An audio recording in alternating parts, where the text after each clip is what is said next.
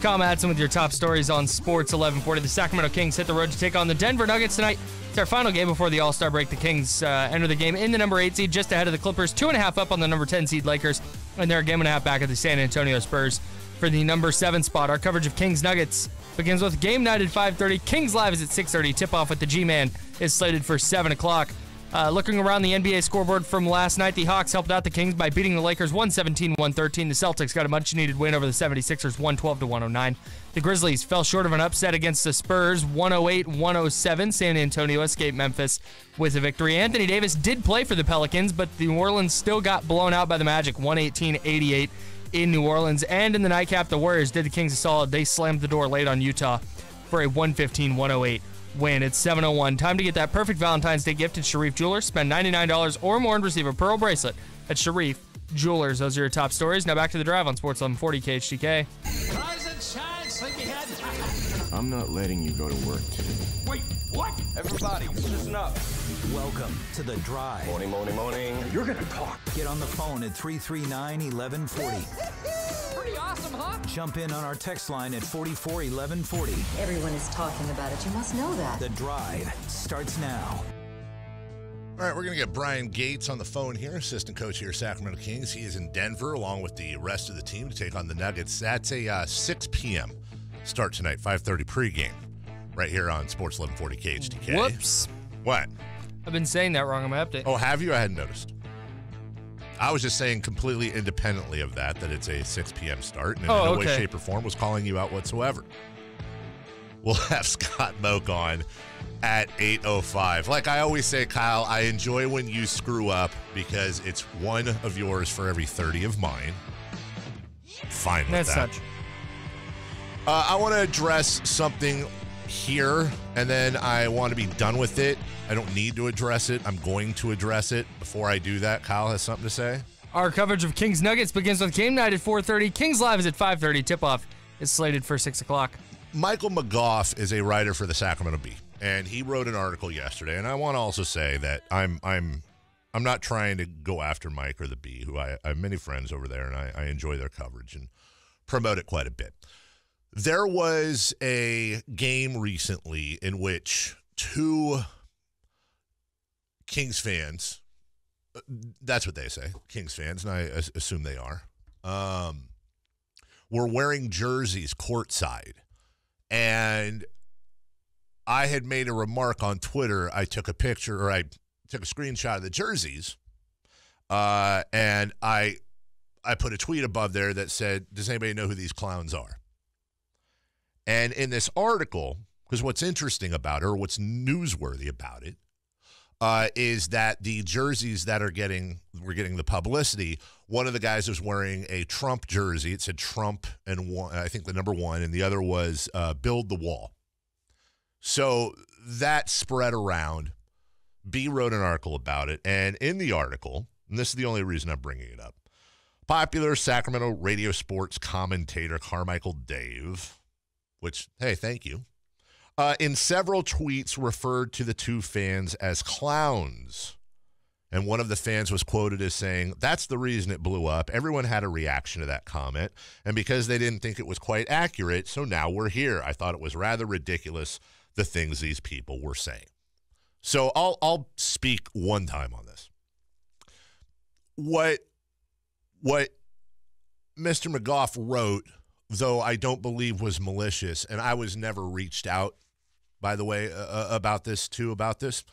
What he wrote wasn't entirely accurate for two reasons. Number one, I said, who are these clowns, in one tweet, not several tweets, but that couldn't be less important. What is important is that I actually posted two pictures side by side. The first picture had the Trump and Build the Wall jerseys. The second picture had them wearing different jerseys at a different game that said free Tekashi 69 and free 24 Savage. 21 Savage. Two rappers that I believe are currently in jail, correct? He'll be 24 Savage in 2022. Thank you. And what I meant and what I tweeted was, who are these clowns, is in, there's obviously most likely some incongruent messaging going on here. A vast difference in the message. Build the wall and then free these couple of rappers. That seems like these guys are messing around. Who are these clowns? In other words, they're clowning around. Who are they? I very purposely did not editorialize on either side for this exact reason. Now, I know what I'm doing when I'm tweeting stuff. I'm a big boy. But I just want it to be correct. And in fact, one of the guys came on Twitter and said, hey, I wasn't even trying to be political with all that. I've been listening to your show since I was 15 years old. We're huge Kings fans. We were just clowning around having fun. Like literally said they were clowning around having fun. Well, of course, my timeline got filled with all kinds of politics and, oh, wait a minute, free speech and this and that. I'm not commenting on that. That's a problem for the Kings, for the NBA, for fans, or for nobody. That's fine. And if somebody had gone, and to be quite frank, now I want to finish here, Kyle. If somebody had gone on and said, 5 years ago, and worn jerseys that said Obama and free health care for all and blah, blah, blah, that's not something I'm generally going to comment on. You know, I'll have fun and I'll get into it off the air and into social media. But the point is that I just want to make sure that the tweets are reflected into what I said. And it's absolutely, I completely stand by it. You know, those guys, you want to play games, you want to have fun, you want to do stuff, then you're going to get noticed. You're going to get attention. Well, you got attention. And I'm not here to say yay or nay or whatever. I have my own personal feelings on what they wore. I have my own personal feelings about whether or not it's appropriate for a game. Those are my feelings. You can probably guess where they're at. But they can do what they want, and if they want the attention, they're going to get the attention. I'm not here to judge them, at least publicly, but I do want to make sure what I said was reported and was handled correctly. And in this case, like I said, I don't think there was any maliciousness on the part of the writer, certainly not of the B, again, who I have a lot of friends over there I love very, very much, but it was not a completely accurate situation. So there's that and there's that. And to be honest with you, I honest to God would rather the whole thing just a whole chapter that's kind of goofy anyways. I don't want to talk about that at a game. I want to talk about the Kings. I want to talk about the Kings tonight in Denver. That's the deal. Kyle, go ahead. I'm sorry, because I cut you up. You had something to say. I'm sorry. I think it's the use of the word clown. Mm-hmm. That's used, that has such a negative connotation now. Like people are like, you're a clown. Like that's what people say when they really want to drive a point home. Like I feel like the people that dislike me the most, that's like what they use. Mm. And I think that's maybe where that all stem from. The terminology is exactly what I meant. They're obviously goofing around. Sure. They're clowning around. It Who are gets these lost clowns? in right. And that's the nonverbal aspect of that. And what else is lost is you get like, what's wrong? It's free speech, damn it. Come on, what's wrong with it? No, nobody's editorializing, dude. So stop being, not you. Right. Stop being triggered. Relax. I'm not here to say yay or nay on that. Do what you got to do. Take it very at face value. Thank you very much. Hey, it's time to call Sierra Pacific for this winter's best deal on a new furnace. Call Sierra Pacific now, 800-551-3040. That's 800-551-3040. 339-1140, 1-800-920-1140. You can text us at 441140 on the Jiffy Lube text line. I want to remind you, all your phone calls come to us via the Fire Wings hotline. 21 different flavors to choose from. Firewings.com. Just wing it. Scott Moak will join us in just under an hour. It's been a long time since we've talked to Scott. I mean, we talked to Scott. He's a good friend, but long time since we've talked to him publicly. That's going to be fun. At 7:30, bottom of this hour, after we get done with Coach Gates, we got to talk about this players only thing. I watched the Jazz Warriors game last night. It's just, I don't want to go too far and disparage athletes for trying to call games. Like, good for them, and why would they say no? And I'm not trying to go after IQ or intelligence or I see a lot of real nasty things out there about some of these athletes when they're trying to call games, and I don't agree with that. I just don't think they're good at that craft. I also don't want to see Gary Gerald and Jerry Reynolds and Grant Napier playing basketball while a bunch of other guys call it either. Right. Broadcasters only. Right, yeah. I don't want to see that at all. What I do want to see is I do want to see a Sacramento Kings team take on Denver tonight at 6 o'clock. And joining us right now, Kyle, I told you this earlier. I've been Today's day and age, when you're booking shows, you've got to go through agents. You've got to go through camps, as they say. I've been after this guy for years. A lot of people don't realize this, but Coach Bryan Gates and I are pretty much neighbors. We frequent the same pool supply store. I'm Dave. I have a pool. No, I have a little like kiddie pool. Bryan's got the big waterfall pool. Nice. I consider him a real friend off the air, and he's been nice enough to finally join us on the show. Coach Bryan Gates. What's up, Coach? Hey, good morning, fellas. How are you doing, my man? I don't know. I mean, obviously, I can't hear the show, but all I heard when I got on is there's a broadcast or basketball game coming on. Oh, Coach, we were talking about the players-only broadcasts. They did one for Jazz and Warriors last night.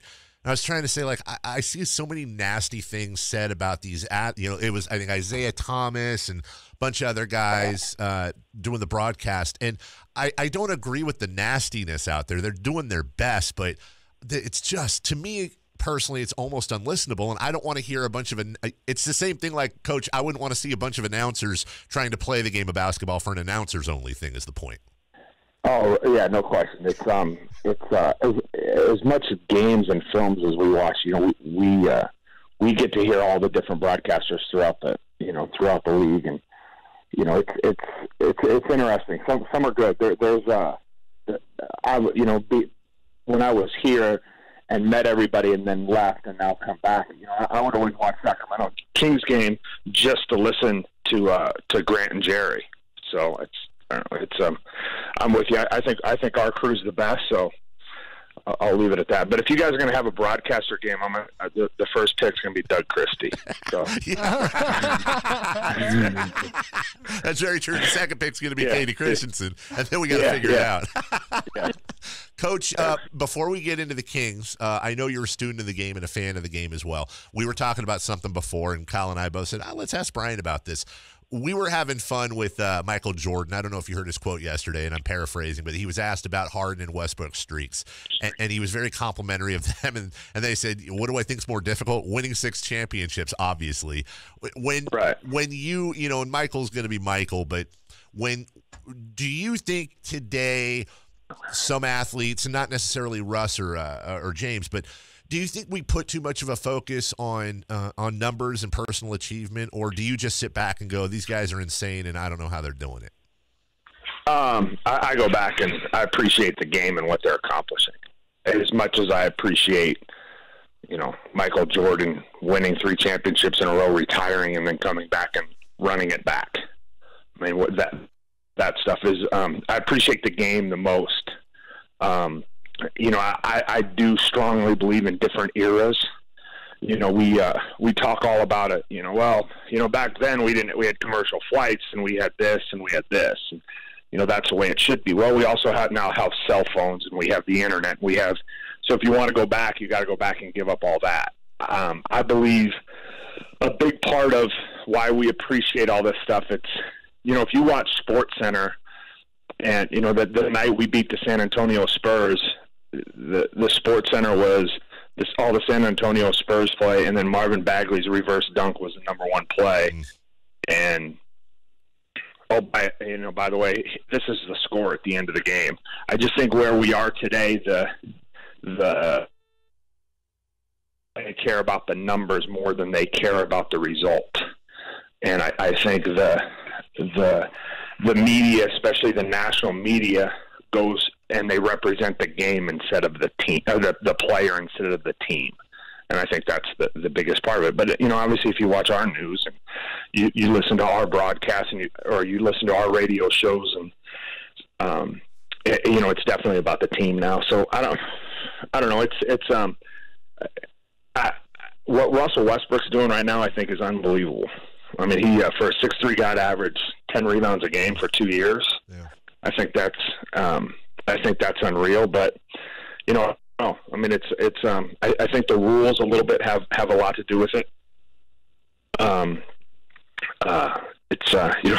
James Harden's pretty hard to guard when you can't touch him, which is it's just fair. It's the league we play in today, which is great. I mean, everybody plays by the same rules.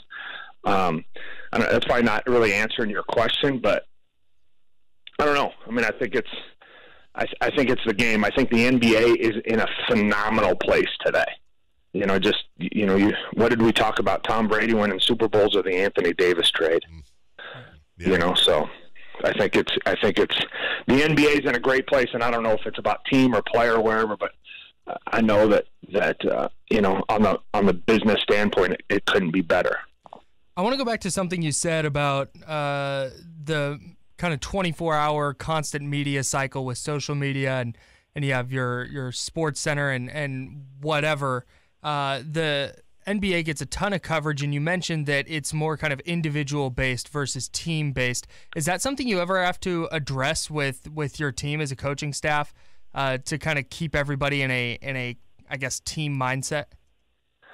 No, not really. I mean, we're young enough today. I don't think we have to. But no, I mean, they see it more than anything. It's win, lose, or draw. I mean, just you look at the stands. I mean, look in the stands during games. People are on their phones, and they go through their Instagram or Twitter or any kind of social media thing, and there's a 6-second clip on another game that's going on, and you're like, oh, look at this move, look at this play, and everybody does that, and you have no clue what the score of the game is, at the time. So no, with our guys, no. I mean, they see it. It's the one interesting thing that about this. I was in Minnesota, Karl Anthony Towns' rookie year, and Wiggins and Zach LaVine's second year, and those guys would see those moves or see a highlight, and then they'd work on it and try it, and it's just interesting. Our guys don't even do that, so I don't think so. It's just one of those things where it's just a different attitude based on different teams, different types of cultures teams have, whether it's team-based, individual-based, I'm imagining. Yeah, this is, being around this team every day for the especially the last 2 years, what we're doing doesn't really surprise me. The chemistry and the culture and whatever you want to say culture is or chemistry, there's a togetherness here that I've been on a couple young teams before. This one's different. It's different in a very, very positive way. It's guys eat dinner. We walk in a hotel and everybody kind of lingers, gets their room keys, goes upstairs, and then it comes down and there's groups of guys hanging out together, and that's not as common as you wish it would be. So, Coach, I think the togetherness here is a bigger deal than advertised. Coach Bryan Gates joining us, and to your point, we're a long way away from winning championships or contending for championships, let's say. But when is part of that a lot of these guys just kind of came up together, going through the losses and the bad times, figuring out together what the hell the NBA was all about, being mentored by guys like Zach or Vince. But I almost feel like it's, I don't want to say easier, Coach, but it comes more naturally, that type of familial bond, when you get these kids basically out of diapers in college or high school and bring them up together, as opposed to forming a team via free agency, et cetera. Absolutely. There's no. I believe that if you go back to the different teams that have done it, the Oklahoma City / Seattle Supersonics, they went Durant, Westbrook, Harden in 3 back-to-back years and let those guys grow, and it got them to the finals. But they had to take some lumps. I think Durant was 3-30 at one point his rookie year, and nobody talks about that now. You'd think of Durant as Durant now, but it's I think Dave, I think you couldn't be more right on that. It's they're growing up together. They go through getting to Milwaukee the first time together. And maybe none of them have been to Milwaukee unless they've played Marquette. And so it's it's fun. It's Harry said it perfectly last year. When we were done at the end of the year, he was just like, I am exhausted. He's like, and I didn't play 1 minute. There's just the travel and the grind and the expectations of the meetings and the film and all that kind of stuff, because we did treat Harry as a player last year. He just didn't play in a game. And, he went through pregame routines and film work and all that kind of stuff. So, yeah, it's a pleasure. It's a big pleasure watching guys figure it out. Willie's going through a big thing right now defensively, where he's figured a lot of things out. The game slowed down for him drastically, and it's very enjoyable to be a part of. Coach Bryan Gates with us. I know Coach has a coaches meeting here in a few minutes, so winding down with him. Brian, we were talking earlier, Kyle and I, one of our segments was, how can the Kings beat Denver tonight? Denver's 21-4 at home. They lost 3 in a row at home earlier this year, and their only loss was to Golden State. They famously have, other than maybe Miami, the biggest home court advantage in the NBA, and the Kings haven't necessarily matched up beautifully with them. Now, we're fans, and we're big, dumb sports donkeys. You guys are the ones that have to try to design a game plan. So, without asking you to give away X's and O's or blueprints or all that, what is it tonight the Kings need to focus on, in your opinion, to come away with a victory? One of the things we did differently this time, we flew yesterday and practiced here. Okay. Instead of, most of the time, sometimes you will practice at home and then leave. And then when you land, you're done. You're basically done for the day. And the big reason is the altitude. The hardest part sometimes is on a back-to-back in Denver, everybody talks about that. Just because you got to get through when we talk about your first run, it's your first 5 or 7 minutes on the court. You're just trying to catch your breath because of the altitude. When we landed, went literally from the plane to the practice facility, changed and warmed up, shot and everything, and we played like a little 3-on-3-on-3-on-3 full court game and ran. And guys are just like, and I'm going to call Willie a vet now, because Willie's just one of the older guys on the team now. And I was like, hey, we get lunch. He's like, yeah.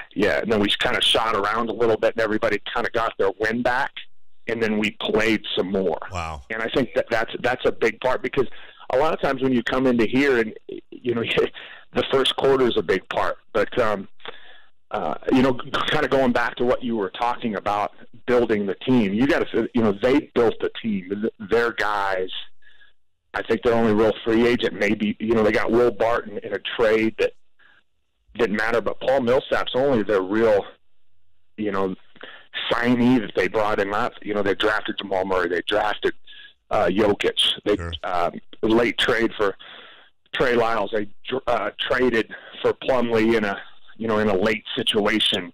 The Beasley kid, the Monkey Morris kid, all those guys, they've been together, and they've been doing those things that we're all striving for. You're right on draft day, and so. The biggest thing we have to do, I don't know, the last time we played them, we were really good. I think we were up 13 at half, and the lead was over in the first 4.5 minutes of the third quarter. Yeah. The offensive rebounding, the transition really got to us, and our offense got stagnant a little bit. We play at such of a rapid pace. That happens. We can hit the brakes on ourselves as much as anybody. And I think that's one of the reasons why Coach decided, hey, let's come in here and really get into our lungs and remember that we want to play. We want to put the foot on the gas pedal and not give up. So, and then we really hope they miss a lot. That always helps. If they miss, it's awesome. Coach Bryan Gates, that's good defense, is what that is. Joining us from Denver, Coach. I heard the phone buzzing, and I know you got a coach. No, I'm good. You good? You good? I'm good. Okay. Well, my last thing for you is this, and I want to make sure to get this out there while I have you on, because I love you guys as a coaching staff, and not just for what you're doing on the floor, but also a lot of what you do off the floor. And Brian, I know through private talks with you, I know kids are super important. You take a lot of time and a lot of effort to try to grow the game, and nobody knows this. I know one time you even offered to come out and sit in and hang out at one of my kids' games, my little 10-year-old. I know that's a passion for you. And so recently, You were selected to join the Junior NBA Leadership Council. That's a pretty darn big honor, and I just wanted to basically ask you what that was. Well, the Junior NBA is going back to, the NBA's done such a good job on so many aspects. It's a global thing. We have leagues everywhere in the world. For kids, there was a huge Junior NBA tournament in Orlando where I think they brought in, if I told you the exact amount of countries, I'd be lying to you, but it was over 50. Wow. And they just brought, and it's not the NBA academies where we're bringing the elite kids into. It's just, it's our kids, and we're just spreading the game, and it's a way to improve how we do it. And a big part is the curriculum on what we're doing with our leagues, how we're, what drills we're showing them, how we're, where the game is headed, and helping kids shoot, and just the curriculum of practice is a big part of it. The NBA is doing such a good job with these academies. If it's kind of like almost where Joel Embiid started. That it was a Basketball Without Borders program, and it's taken that stuff to the next level. I think this is the first year.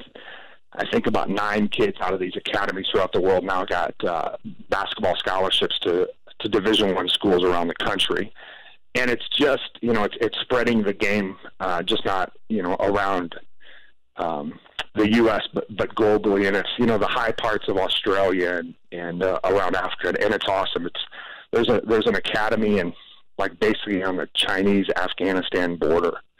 And it's just like that. It's just, and it's awesome. And it was a big honor. And I don't know where I'm going to go this summer. I've been fortunate to go to some different places around the country. But our head coach does that stuff too. He does a lot of stuff in reservations around South Dakota where he's from, and it's taking basketball where maybe basketball can't get to. We put hoops where maybe baskets can't get built, and it's cool. It's an honor to be asked to be a part of it. That's Coach Bryan Gates of your Sacramento Kings, and Brian and Coach Yeager and Coach March and everybody else will be taking on the Denver Nuggets tonight. We have your coverage, 5:30 pregame, 6 o'clock tip right here on the Sporty 1140. Coach, always a pleasure talking to you, and I hope you can join us again soon. Good luck tonight. Yeah, okay. Hey, see you guys later. All right, take care.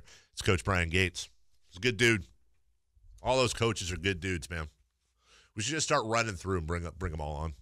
I think we should get, because we've now had 3 of the Kings coach. 3? Yeah, 3. Coach Yeager, I think we need to get all of them on and then power rank them. I like what you said before the show. We got a break here. I said, what would be great is after the season, get the entire coaching staff in here. Yeah. And you floored me because Kyle said, okay, yeah, and then we got to do like at the games where we put the frontline coaches at the chairs in front with the microphones, and then all the guys that sit behind them at the games, put them in the seats behind them. Out here, just rank them like that. Because we have the old Arco seats around the edge of the studio. They can sit there. Also, we've never had Slamson on the show before. We've not. Be a very interesting radio interview with him. That would be so funny. It'd be perfect for the live stream. It really would be. We'll take a break. We're doing 3 for we kind of mixed stuff up here. So three for Madness. Next? Yeah, 3 for Madness coming up next. Okay. Right here on Sports 1140 KHTK.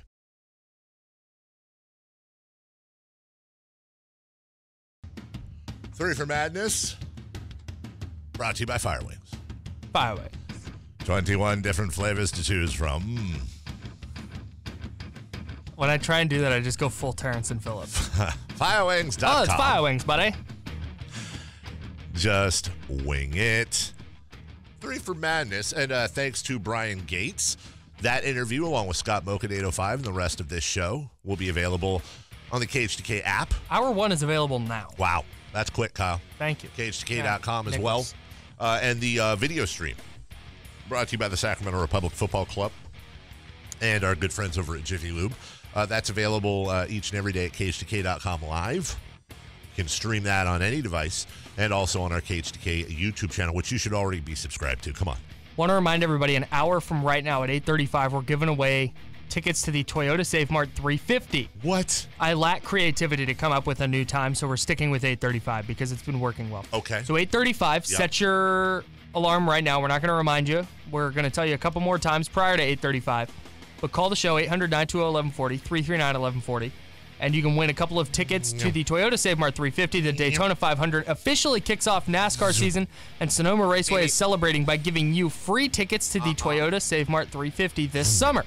Call for your chance to win a pair of tickets. Call at 8:35 for your chance to win a pair of tickets for Sunday, June 23rd. Experience high-intensity racing, air show, live music, activities for all ages, plus special celebrations for Sonoma Raceway's 50th anniversary. Tickets and camping packages are now on sale at sonomaraceway.com. 8:35. Dude, my headphones cut out. Can you repeat that, please? Yeah. Question. Toyota Save Mart 350. Question number 1. Are you truly starting to doubt the Lakers yet? Nope. Not one bit. The Lakers could be 10 games out with 8 games to play, and you'd still be like, nope. So I understand. This has nothing to do with the Lakers. Nothing to do with the Lakers. Yes, there is some hurt fan in me because the Lakers destroy everything for the Kings and have historically forever. But this is about LeBron James. This is the same thing when I say I'm not going to count the Patriots out until they've been beaten. I'm not counting out the Lakers until I need to see this after the All-Star break, Kyle. I need to see them losing after the All-Star break with LeBron James. Okay. That's it. Okay. Because I very, very much, Kyle, can see a situation where it's Warriors, Lakers, Steph, LeBron, first-round matchup.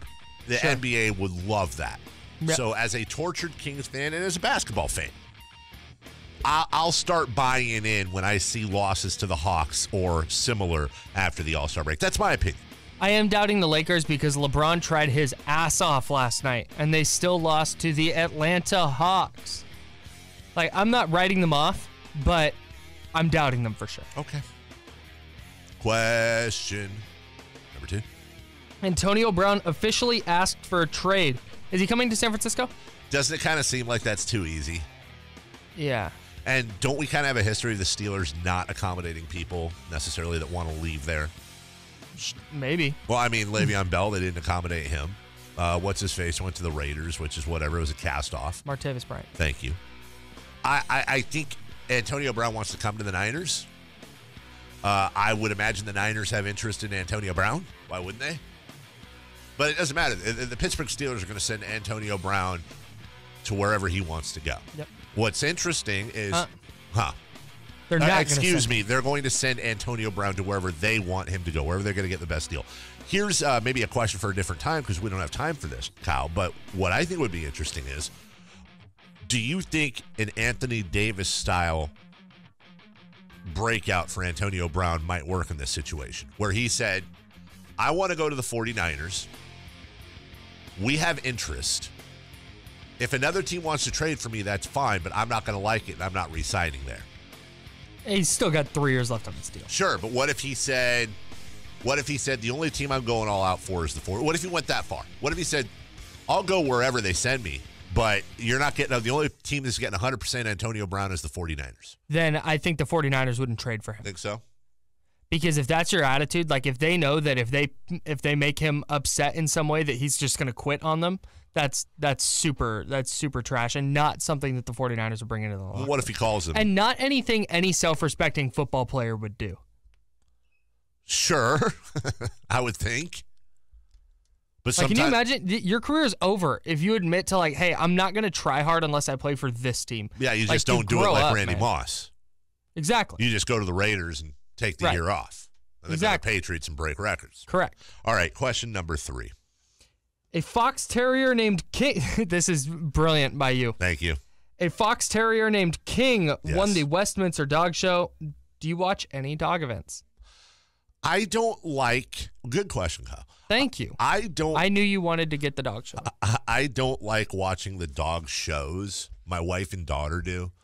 I think it's dumb. Like, hey, here's some poodle that's all, barbered up, looking all weird and poodly. Yeah. And let's prance the poodle around. And then some dude comes out and checks out the dog. And at some point puts his hands in places I don't think the dog enjoys, or maybe it does. And then you grade them. And I don't have any. I can't look at those and go, oh, wow, that Bichon Frise. Yeah, and I don't objectify dogs like that. Thank you, Kyle. You know, and they should get rid of the swimsuit portion of the dog event. Can we be honest completely agree. there too? But I can't. It's like I have no way of rooting for it because I may think a dog looks awesome, and then he ends up like 9th because he barked at the wrong time. I don't know. The only time I've ever watched a dog show where I've enjoyed it is when the dog stops and takes a dump in the middle of the whole thing. That's actually very funny. But the dog agility course contests, Unbelievable. I would watch a channel of that 24/7.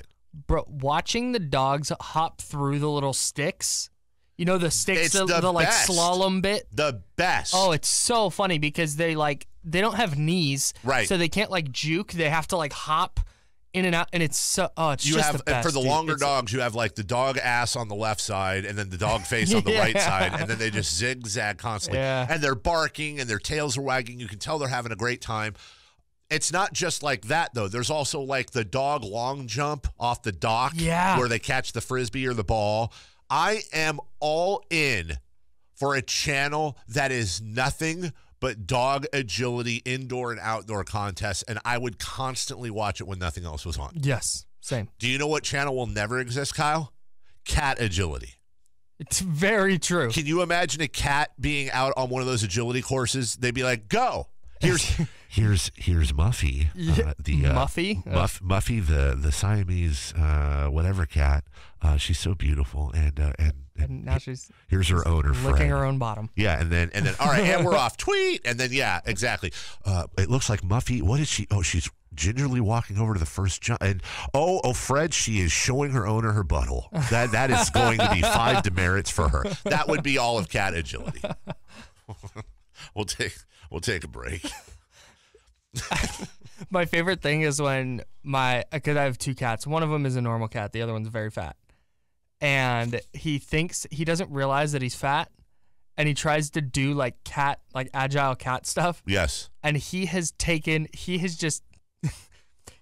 taken a chest shot more times trying to jump up like on a couch. Sure, can't do it. Reach, and he just slams his little stupid chest into the side of the couch. Cats. He's the best, They're dude. neat. I love cats. I think we should switch it around too, and we should have an event where the dogs lead the owners through the course. I'm all the way in on that. The The dog- owner has to like prance. Go through the hole, the tunnel, do the sticks, the whole thing. I'll tell you this much: I don't know what kind of dog Usain Bolt has, but he would win that contest. Yes. We'll take a break. He has a Bull Mastiff. When we come back, quick He has a segment. Bull Mastiff. Anthony Davis had comments about his team last night, He has a Bolt Mastiff. and we need to talk about players only, which is slightly less enjoyable than Kyle's joke right there. Maybe the same. Bolt Mastiff. Yeah, that the level of humor on that was absolutely insane.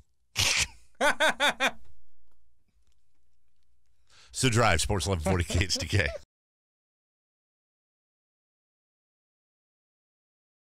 The Sacramento Kings wrap up the first half of the season tonight with a trip to Denver to take on the Nuggets. The Kings enter the game in the number 8 seed, just ahead of the Clippers. They're 2.5 up on the number 10 seed Lakers. And they are a game and a half back of the San Antonio Spurs for the 7 seed. Our coverage of Kings Nuggets begins with game night at 4:30. Kings Live's at 5:30. Tip-off is slated for 6 o'clock. Elsewhere in the NBA last night, the Hawks helped out the Kings by knocking off the Lakers 117-113. The Celtics beat the 76ers 112-109. The Grizzlies nearly upset the Spurs but fell short 108-107 in Memphis. Anthony Davis did play for the Pelicans last night, and they still got blown out in New Orleans 118-88 against the Magic. And the Warriors did the Kings a solid. They slammed the door late on Utah for a 115-108 win. It's 7:49. Time to get that perfect Valentine's Day gift at Sharif Jewelers. Spend $99 or more and receive a pearl bracelet at Sharif Jewelers. Those are your top stories. Back to the drive. Sports on 40 KHTK.